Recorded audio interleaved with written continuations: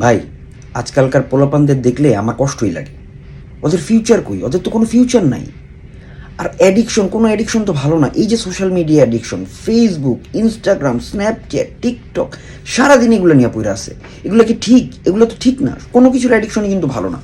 তুই নিজেই তো সারাদিন ফেসবুকে থাকোস। আমার ফেসবুক অ্যাডিকশনের কথা বলতেছস? আমি ফেসবুক কবে খুলছি? সেই 2007 সালে।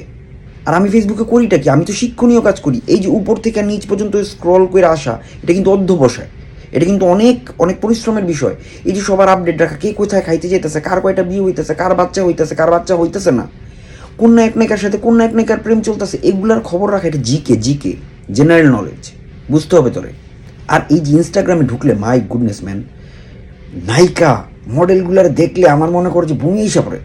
আর এগুলারে কিন্তু ইয়াং জেনারেশন খালি দেখতে আছে, ফলো ফলো ফলো। তুই নিজেই তো সানি লিওনির টপ ফ্যান। আবার তুই সানি লিওনির সাথে তুই এদের এদের তুলনা করলি। হ্যাঁ, বুঝলাম সানি লিওনের একটা পাস্ট আছে। আমি কোন সানি লিওনের ফলো করি সেটা তো তোর বুঝতে হবে। আমি তো এখনকার সানি লিওন, আমি ওর সৌন্দর্যটাকে সেলিব্রেট করি। ওর ওর যে মানে ফেমিনিন ব্যাপারটা আছে, ওর মধ্যে যে মেইলি ব্যাপারটা আছে, সেটাকে আমি কিন্তু সেলিব্রেট করি। হ্যাঁ, সবচেয়ে খারাপ লাগে কি আমার জানো? এই ইয়াং জেনারেশনের এই যে রাত জাগা, দিনের মধ্যে ঘুমায়, রাত্রে জাগে, সারাটা রাত রিল দেখে। এটার তো কোনো মানে নেই।